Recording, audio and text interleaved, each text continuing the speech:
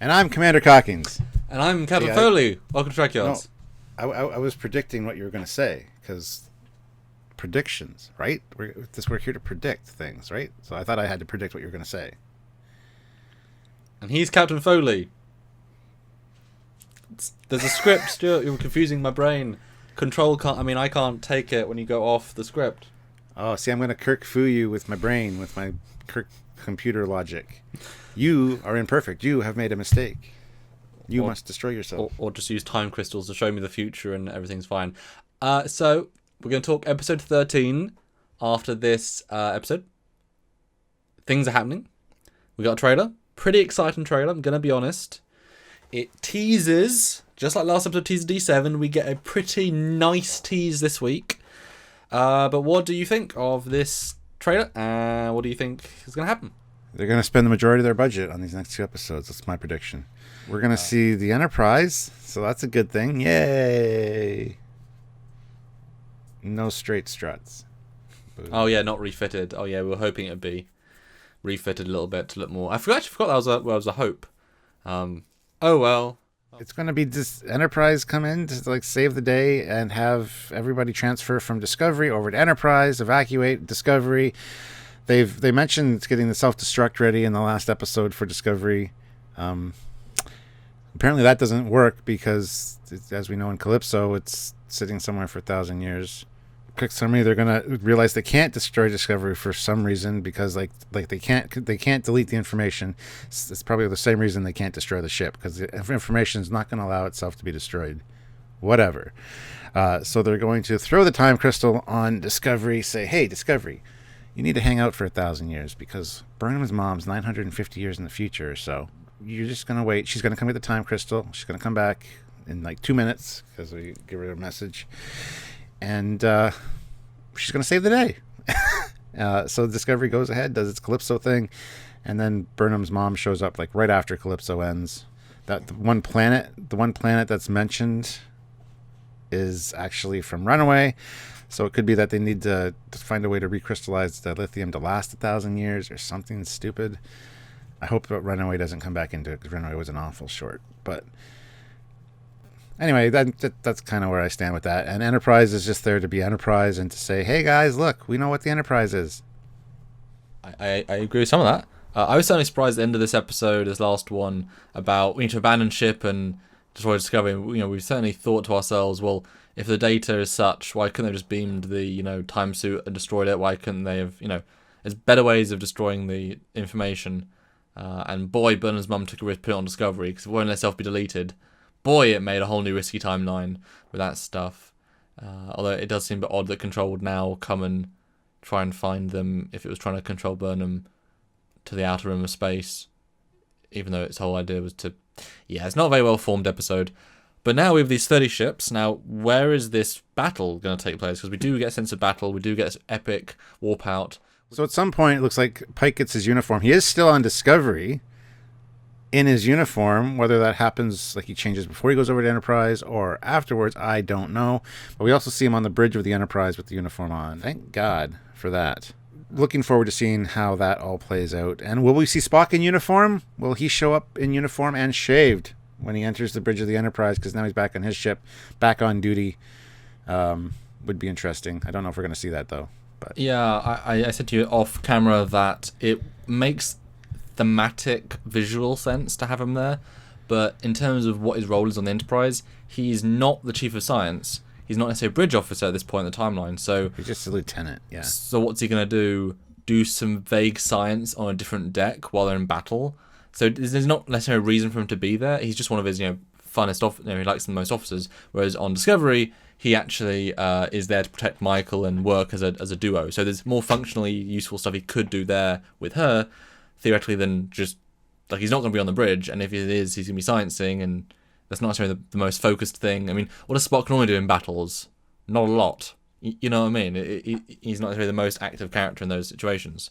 So it could go either way. I think it's more likely that last episode, after they win the battle, he'll, Burnham will meet him on the bridge of the Enterprise, and she'll be like, "Wow, it's a really nice. You really upgraded nicely to the new style." And he's in uniform with the thing about, yes, Michael, I agree. I hope you get refitted too. somebody last night on my first reaction view said, wouldn't it be funny if he beams aboard the Enterprise and number one is standing there waiting for him in the transporter room and hands him a razor and his uniform as he steps off the transporter pad, as kind of like a hint. So true. That should be an outtake, deliberate outtake. Yeah. We filmed it just in case, but I like that we definitely split up the teams, because that was the reason to have Saru be the acting captain, so that he could then take over in this situation, and then be Pike on Enterprise. He knows the Enterprise better. I mean, it's a more tactically capable ship. It's it's been refitted, enhanced since it was damaged, so it makes sense. And it's his crew. It makes sense to have them work on their own way. Although we said in the previous video that these two ships obviously are outgunned by Section 31. You would assume Section 31 has like a decade more advanced ships than these. So I mean, one ship should be taken both out. I would give 2 ships maybe. It shouldn't be that hard a fight. And but the obvious solution is bring Starfleet in. They said in a previous episode Starfleet has like 7,000 ships currently. So you spore jump the Discovery where some fleeters. We know 601 ships are coming after you. They're not meeting you somewhere. They're chasing you. So if you spore somewhere, they have to then chase you. And then now you've got 100 ships in this battle against the 30. Now they're outgunned, you win. Not a huge risk. So I'm hoping, really, really hoping that they're going to say that because Section 31 has the ability, they understand how Federation ships work. If a Federation ship gets in, because Enterprise is a new ship, been refitted, it's got new systems, but they don't understand how it works, or even they downgrade it because of the reason why TOS looks more different. It can't be controlled, and Discovery can't, because the sphere data is keeping the ship safe. There you go. There's a reason for them to both be fine. And so they need Klingon ships to help because they have a different control system interface. It takes longer. And so you see the D7 from last episode, maybe a fleet of 4 or 5 of them come in, and that's that nice sort of hero zoom in. Hey, we've got some forces to help us in this epic battle, and they're just really powerful because they're absolutely off the production line. So I'm kind of hoping that's the battle we're going to see. Then you have, the hero Discovery with the well-designed Enterprise and the D7s kicking bum. Either, I can see 2 possible, it's a 2-parter. I'm hoping they'll be like 50 minutes each to make it a full movie. And you're right, I think they're going to have saved their budget over the last 6 to put in this one, to really give it like an epic. You want people excited about season 3, make season 2 end on a bang. It started good, got a bit mediocre, end on a bang. We forget about some mediocre for the middle.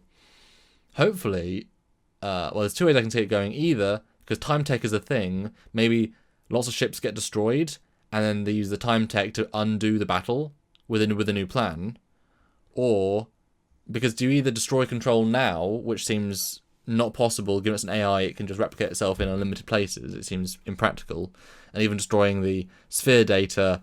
It evolved without that possibly the first time round. Who's to say? And because it wouldn't just erase control if you did delete it in this timeline.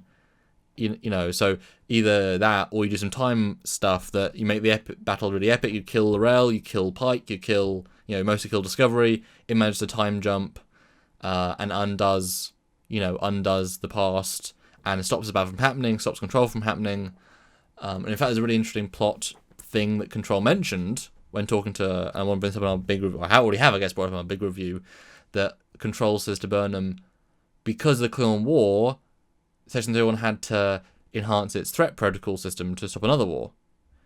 So if Michael hadn't been saved by her mum, she wouldn't have been alive to start the Klingon War. Which ramped up Section 31. Which created Control. Because, all these things have to... So, in fact, the mum created her own nemesis.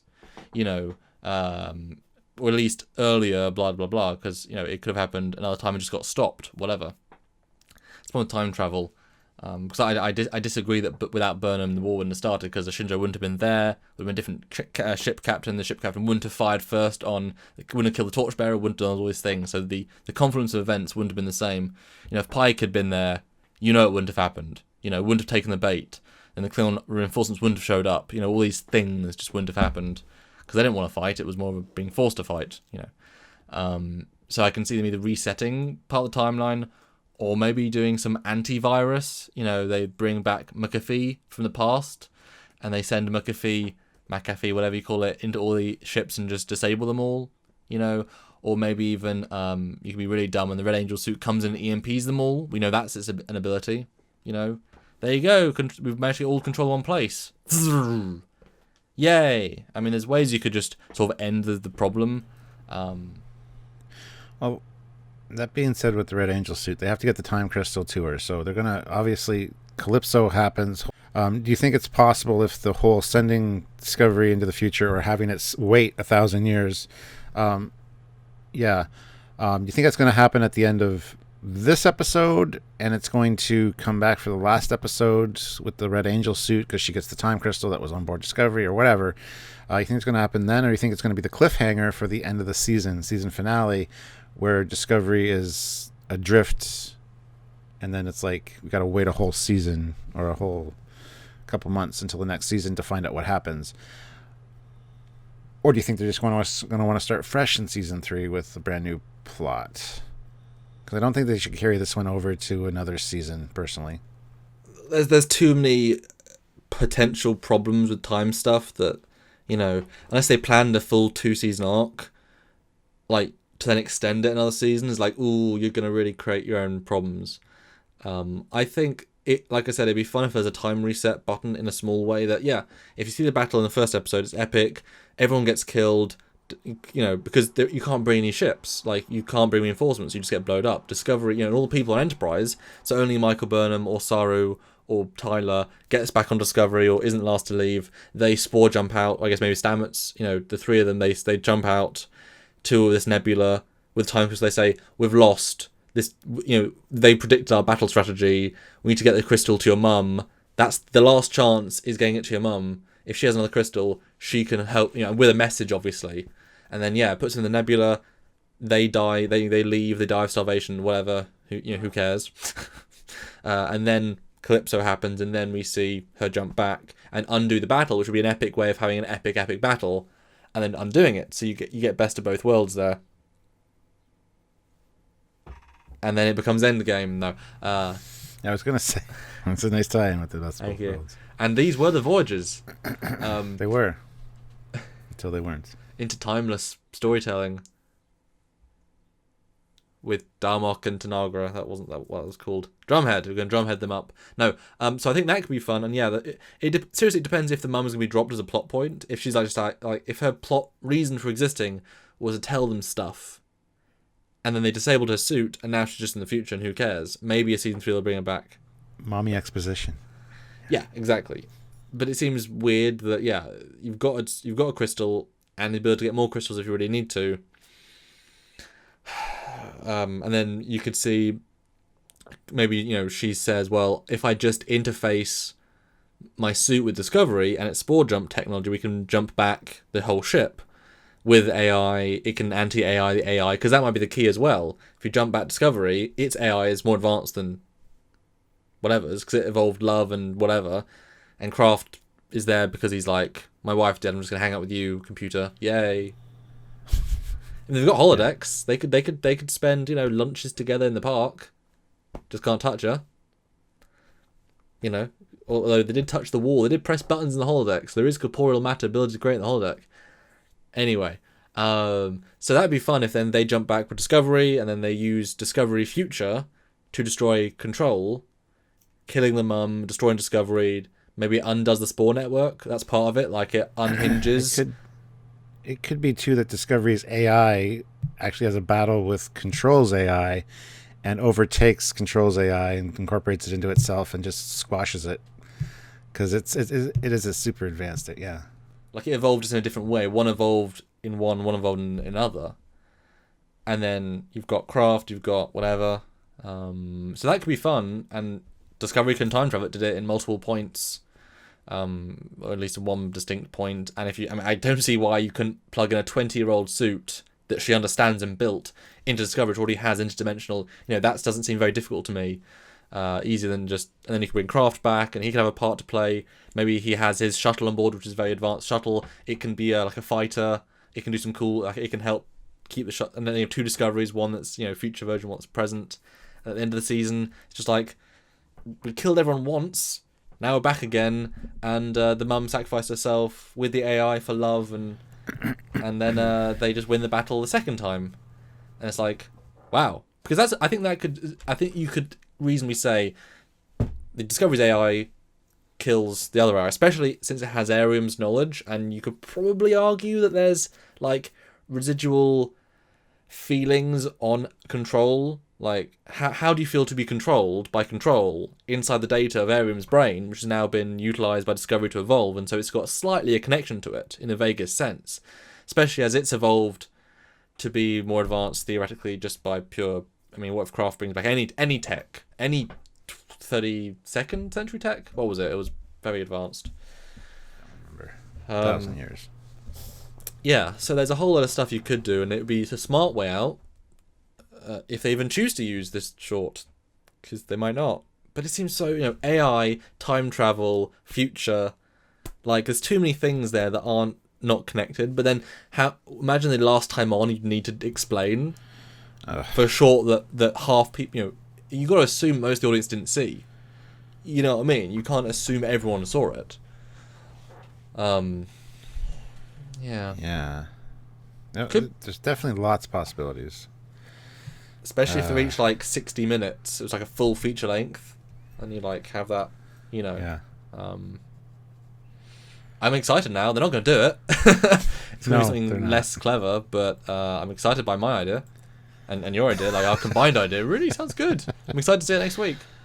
We'll probably have some great visuals, but I don't know how the storytelling is going to hold up.